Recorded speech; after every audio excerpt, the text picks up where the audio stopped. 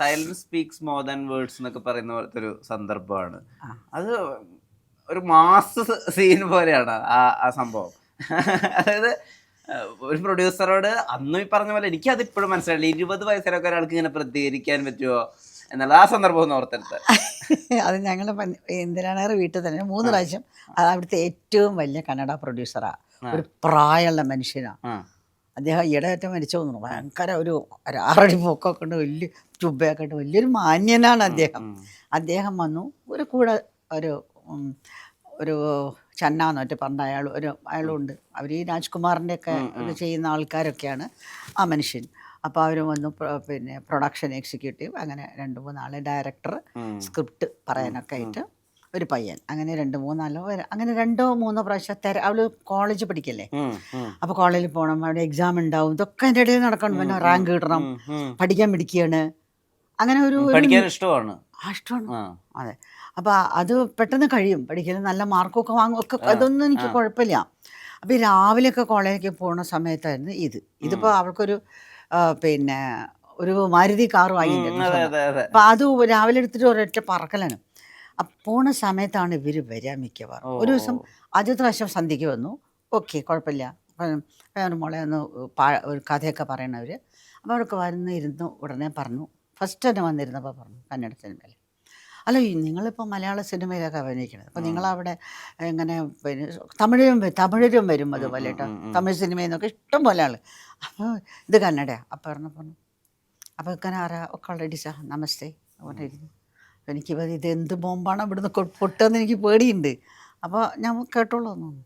അപ്പോൾ കഥയൊക്കെ പറഞ്ഞു. അപ്പോൾ പറഞ്ഞാൽ വൺ തിങ് അവരോട് പറയാം, ഐ ഹാവ് സം കണ്ടീഷൻസ്, ഈ കുറച്ച് കണ്ടീഷൻസ് ഉണ്ട് പറയാം.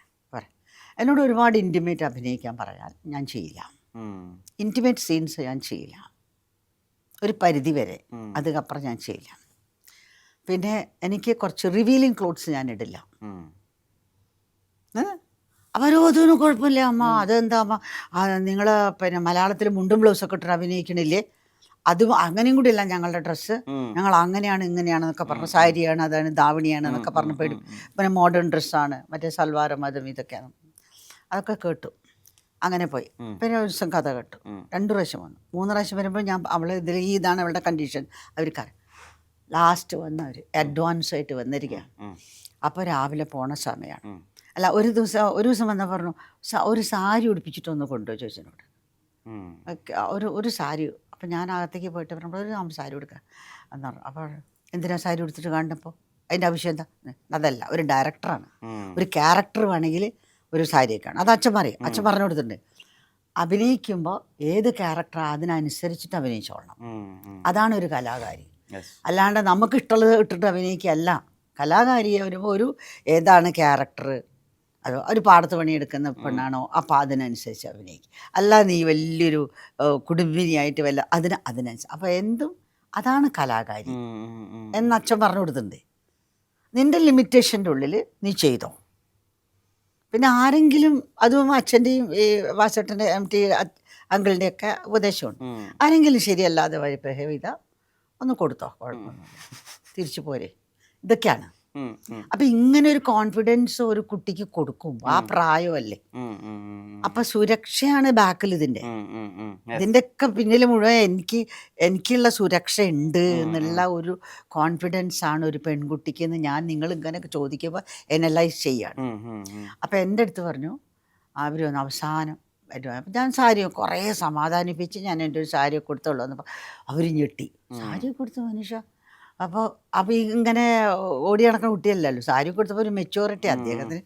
ഡയറക്ടേഴ്സ്, ഞാൻ ഡയറക്റ്റ് ചെയ്യണമെങ്കിൽ അത് തന്നെയല്ലേ പറയാം, എൻ്റെ ക്യാരക്ടർ എനിക്കൊന്ന് കാണാനല്ലോ. അപ്പോൾ അത് സന്തോഷമായി. അത് കഴിഞ്ഞാൽ അപ്പോൾ അവിടുത്തെ പോയി ഇറ്റ്സ് ഓക്കെ ഓവർ ചോദിക്കുക അവരോട്, ഓക്കേനോ ഓവർ മാറ്റാൻ പോവുക. ഞാൻ 1 മിനിറ്റ്. അപ്പോൾ അന്നിങ്ങനെ ഫോട്ടോ എടുക്കലൊന്നുമില്ല, അത്യാവശ്യത്തിന് അങ്ങനെ ഫോട്ടോ എടുക്കുക, അവർക്ക് കണ്ടാൽ മതി. അവർ കണ്ടു, ആൾക്ക് അത് പറ്റും, അടുത്തൊരു ചെറിയ കുട്ടി ഇരിക്കണ മാതിരി അവർക്ക് തോന്നുകയാണേ. സാരി എടുത്തപ്പോൾ ഒരു മെച്യൂരിറ്റി തോന്നുന്നു നാച്ചുറലി. അപ്പോൾ അത് കഴിഞ്ഞ് പോയി കഴിഞ്ഞ് വന്ന് പിറ്റത്തെ പ്രാവശ്യം വന്ന് കോളേജിൽ പോകാൻ റെഡി ആയിട്ട് നിൽക്കുക. അപ്പോഴൊന്നും അഡ്വാൻസൊക്കെ ആയിട്ട് വന്നു. അപ്പോൾ പറഞ്ഞു അത് വലിയ ഇതേമാതിരി ഭയങ്കരമായിട്ട് ഒരു എക്സ്പ്ലെയിൻ ചെയ്തു ഫസ്റ്റ് ഷോട്ട്. അപ്പോൾ അപ്പോൾ അവളിങ്ങനെ ഇരിക്കുന്ന ആളാണ്. അവൾ ഇതിങ്ങനെ റിലാക്സ് ചെയ്ത് ഫസ്റ്റ് ഷോട്ട് അപ്പോൾ അല്ല ഒന്ന് just for the beauty of the shot no. So അത് എന്നെ സ്വിം സൂട്ട് പറഞ്ഞില്ല. ഹീറോയിൻ ആദ്യം അങ്ങനെ ഇതിലേക്ക് വീഴുന്നു, സ്വിമ്മിങ് പൂളിലേക്ക് വീഴുന്നു. അപ്പോഴേക്ക് ഹീറോ ഒന്ന് ചാടി എടുത്ത് ഇങ്ങനെ വട്ടത്തിൽ കറക്കണു. വട്ടത്തിൽ ഇങ്ങനെ കറക്കുമ്പോൾ അങ്ങനെ സ്പ്ലാഷ്, വാട്ടർ വിൽ സ്പ്ലാഷ്. അന്നത്തെ ക്യാമറയുടെ ടെക്നിക്സ് അത്രയൊക്കെ തന്നെയല്ലേ, ഇപ്പോഴത്തെ മാതിരിയല്ല, ഒന്നും ഡിജിറ്റൽ അല്ലല്ലോ. അപ്പോൾ അപ്പോൾ അവൾ വളരെ നിസ്സംഗമായി ഒരു ഭാവം മുഖത്തില്ലാണ്ട്. So that will be lot of repetition also know. ചോദിക്കാം റിപ്പീറ്റേഷൻ റൈറ്റ്? അല്ല ഫസ്റ്റ് അത് ഒരു ഇംഗ്ലീഷിലാണ് പറയണം. ഒരു ഷോർട്ട് ബ്യൂട്ടി ആവണ വരെ തിരിയണമല്ലോ. അപ്പോൾ അവരൊക്കെ തമ്മിലിങ്ങനെ നോക്കാൻ തുടങ്ങി. അപ്പോൾ പറഞ്ഞു അപ്പോൾ to wear the swimsuit right? We had to wear I had to wear the swimsuit or white saree. ഓ ഇതും ചോദിച്ചിട്ടേ. അപ്പോൾ ഞാൻ ഒന്നും മിണ്ടില്ല, എനിക്കൊന്നും പറയാറിയില്ല അതിൽ. അവർ അടിയിട്ടു എന്നിട്ട് പോയിട്ട് വാതിൽ തുറന്നിട്ട് പറഞ്ഞു, ഒന്നും മിണ്ടിയില്ല, ഒന്നും മിണ്ടിയില്ല. നമസ്തേ കാണിച്ചു, വാതിൽ തുറന്നു, അവരോട് പൊക്കോളം പറഞ്ഞു. വാതിൽ തുറന്ന് നിൽക്കുക, വീടിൻ്റെ ഫ്രണ്ട് ഡോറ് തുറന്ന്. ആ കുട്ടി എനിക്ക് എപ്പോഴും ആ സീൻ ഓർമ്മയാണ്. ഇങ്ങനെ പിടിച്ചിങ്ങനെ നിൽക്കുക. ആദ്യം സ്വന്തം എണീട്ട് അവരോട് രണ്ട് കൈയോട് കാണിച്ച്, അങ്ങനെ നാട്യശാസ്ത്രത്തിൽ അങ്ങനെയാണല്ലോ, ആദ്യം ഒരു ചെറിയ ഗസ്റ്റർ കാണിക്കുക, രണ്ടാമത് ഇലോബറേറ്റ് ആയിട്ട് കാണിക്കുക. അതാണ് ഡാൻസ്. അത് പിന്നെയും ഇങ്ങനെ അതിൻ്റെ സഞ്ചാരി വരുംതോറും കൂടി വരും. അപ്പോൾ അത് എണീറ്റതും പൊയ്ക്കൊള്ളാൻ പറഞ്ഞു. ഞാനൊന്നും മിണ്ടിരിക്കും, ഒന്നും മിണ്ടാതെ വൃത്തിയില്ല. എന്നെ നോക്കിയതില്ല, പൊയ്ക്കൊള്ളാൻ പറഞ്ഞു. അവർ പോണവരെ പിന്നെ നമസ്തേ പറഞ്ഞു. അവരിറങ്ങിപ്പോയി, സിനിമയിൽ പോയി. എന്നിട്ടോ നോൺസെൻസ് എന്നിട്ട് പറയാ, ടൈം വേസ്റ്റ് ചെയ്യാൻ നമ്മൾക്ക് എന്തിനാ ഇവരൊക്കെ എൻ്റർടൈൻ ചെയ്യേണ്ടത് എന്നോട്. നമ്മുടെ ഒരുപാട് സമയം പോയി അമ്മ എന്നൊക്കെയാ പറയുന്നത്. അതെ, അല്ലാതെ ഇപ്പൊ അവരെ കുറിച്ചുള്ള നമ്മുടെ ധാരണ തെറ്റി അങ്ങനെയൊക്കെയാണ് സാധാരണ കുട്ടികൾ പറയാ. അല്ലെങ്കിൽ എന്താ പറയാ, പക്ഷെ ഞാൻ ഒരുപാട് ആഗ്രഹിച്ചായിരുന്നു പ്രൊജക്ട്, അങ്ങനെയൊന്നല്ല പറയണേ. വളരെ പ്രൊഡക്റ്റീവ് ആവേണ്ട കുറെ സമയം പോയി അമ്മ. അതെ, ഇന്റലക്ച്വൽ. അത്രയും ടൈം നമ്മൾ എന്തിനു വേസ്റ്റ് ചെയ്യും? വേറെ എന്തൊക്കെ ചെയ്യാനുണ്ട്? അനുസരിച്ച് ഓൾവേസ് ഭയങ്കര ആ കാര്യങ്ങളിലൊക്കെ വളരെ എല്ലാത്തിനും ഭയങ്കര അലേർട്ടായിരുന്നു. അവസാനം കൊടുക്കാൻ ഞാൻ തന്നെ നിർത്തിയല്ലോ. ഞാൻ പറഞ്ഞു, നീ എൻ്റെ അമ്മസ്ഥാനം വഹിച്ചു. I was very happy. അതുവരെ എൻ്റെ മകളായിട്ട് ഞാനൊരു ഡിവോഷനായിരുന്നു. ഞാൻ പറഞ്ഞൊരു മകളെക്കാളൊക്കെ എന്തൊക്കെയോ ആയിരുന്നു. ഞങ്ങൾ തമ്മിൽ അങ്ങനത്തെ ഒരു ബന്ധം അങ്ങനെയായിരുന്നു. ഈ അതുപോലെ തന്നെ ഇപ്പം ചില ആളുകൾ ഞെട്ടുന്ന ചില സന്ദർഭങ്ങളൊക്കെ മനുഷ്യർ എടുക്കുന്നത് വളരെ കാഷ്വൽ ആയിട്ടാണ്. ഇപ്പോൾ എനിക്കതിൻ്റെ എക്സാക്റ്റ് ആയിട്ട് എന്താ അവിടെ സംഭവിച്ചതെന്ന് അറിയില്ല. എന്നാലും ഇത് എഴുതിയത് വെച്ച് ഞാൻ പറയാണ്. ഇപ്പോൾ സാംസന്ധ്യയുടെ ഷൂട്ട് കഴിഞ്ഞതിന് ശേഷം മമ്മൂക്ക എൻ്റെ ഓർമ്മയ്ക്ക് സൂക്ഷിച്ചോളൂ എന്ന് പറഞ്ഞിട്ട് കൊടുക്കുന്ന ഒരു സിഗരറ്റിന്റെ JB സിഗരറ്റിന്റെ പെട്ടിയാണ് കൊടുക്കുന്നത്. സാധാരണ പെൺകുട്ടികളൊക്കെ ആ കാലത്തുള്ള പെൺകുട്ടികളെ ഞാൻ ഓർത്തെടുക്കും, എൻ്റെ അറിവ് വെച്ച് ഓർത്തെടുക്കും, എന്താ ഇത് ഇങ്ങനെ എന്നൊക്കെ ചോദിച്ചിട്ട് ചിലപ്പോൾ പ്രതികരിക്കായിരിക്കും. പക്ഷെ മോനിഷ വളരെ ഷോർട്ടായിട്ട് പറഞ്ഞു, yes uncle I like it, I will keep it, അങ്ങനെ പറയുന്നത്. അപ്പൊ അങ്ങനത്തെ കുറച്ചുകൂടി ഭയങ്കര ന്യൂജനല്ല ആ കാലത്ത് തന്നെ. അതെ, അന്നങ്ങനെയാ, അവളൊക്കെ അങ്ങനെയാണ് ശീലിച്ച്. അത് അങ്ങനെയൊക്കെ ഓരോ ജന്മമായിരിക്കാം. അപ്പോൾ അതെനിക്കിപ്പോഴും ഓർമ്മയുണ്ട്. മമ്മൂട്ടി മുകളിൽ ഞങ്ങൾ മാളികയുടെ മുകളിലാണ് ഷൂട്ട് ചെയ്തിരുന്നത്. ഒരു സന്ധ്യ കഴിഞ്ഞിരിക്കണം. അപ്പോൾ കഴിഞ്ഞപ്പോൾ ജോഷി സാർ ഭയങ്കര സന്തോഷമായിട്ട് അവരെല്ലാവരും ഇങ്ങനെ കൊച്ചുകുട്ടിയെ പോലെയാണല്ലോ അവളെ ശ്രദ്ധിക്കുന്നത്. എപ്പോഴും എല്ലാവർക്കും ഒരു ഓമനത്താണല്ലോ. അവിടെ മുകളിൽ നിന്നിട്ട് ഈ അതാ ഞാൻ അതിൽ അളുക്കെന്ന് എഴുതിയത്. അളുക്കെന്ന് അന്ന് മലയാളം ആണല്ലോ. പണ്ടത്തെ അത് പാക്കറ്റല്ല, ഒരു ടിന്നാ. ഈ ടിന്നിനാണ് അളുക്ക് എന്ന് പറയാ. അപ്പൊ ആ ടിന്നാണ്, അത് ബ്ലാക്ക് ടിന്നിന്റെ മുകളിൽ JB എന്ന് എഴുതിയത്. അത് എപ്പോഴും എൻ്റെ കയ്യിലുണ്ട് കേട്ടോ. അപ്പൊ ആ JB ഒക്കെ മാഞ്ഞു പോയി. കാരണം മനുഷ്യരുടെ ഒരു ചെറിയ ആ ഇതൊക്കെ ഞാൻ അങ്ങനെ ഒരു കബേർഡിൽ അങ്ങനെ വെച്ചിട്ടുണ്ട്.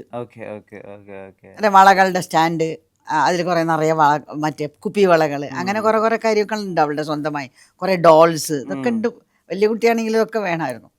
അപ്പോൾ പലതരം ഗ്ലാസ്സസ്, ഇങ്ങനെ വലിയ സൺഗ്ലാസ് ഒക്കെ വെച്ച് വണ്ടിയൊക്കെ ഓടിച്ച് പോകാനേ. അപ്പോൾ ഉറക്കെ പഞ്ഞാമല്ലേ പാട്ടൊക്കെ വെച്ചിട്ട് ഓടുമ്പോൾ, എന്തിനാ നിങ്ങനെ ഈ പാട്ട് എനിക്ക് വേണ്ടിയല്ല, മറ്റുള്ളവർക്ക് കേൾക്കാനാണ്. വെറുതെ അന്ന് പറയില്ലേ അന്നത്തെ കാലത്ത് പറയില്ലേ ഒരു സ്റ്റൈലിഷ് ആയിട്ട് നടക്കുക. അത് പിന്നെ പറഞ്ഞ ചെത്തി നടക്കുമെന്ന് അറിയില്ല പിന്നീട് കാലത്ത്.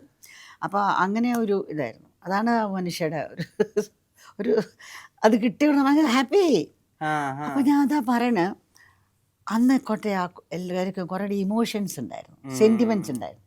അല്ല എന്നാ പിടിച്ചോ എന്നും പറഞ്ഞിട്ട് ഞാൻ എന്ത് ഈ സാധനം ഇങ്ങനെ മുകളിൽ നിന്നിട്ട് ഇവൾ പിടിക്കുന്നു, എന്നാ പിടിച്ചോ എൻ്റെ ഓർമ്മയ്ക്കിട്ടോ എന്നും പറഞ്ഞു. യെസ് അങ്കിൾ എന്ന് പറഞ്ഞത് വാങ്ങി പിടിച്ച് കഴിഞ്ഞിട്ട് thank you I keep it എന്ന് പറഞ്ഞിട്ട് പോയി. അതുകൊണ്ട് കബഡ് കൊണ്ടുവച്ചു. അത് അവിടുത്തെ അത് ഞാനിപ്പോൾ സൂക്ഷിച്ചിട്ടുണ്ട് അവിടെ. അത് കാണുമ്പോൾ എന്നെ JB ഒക്കെ പോയിക്കണു.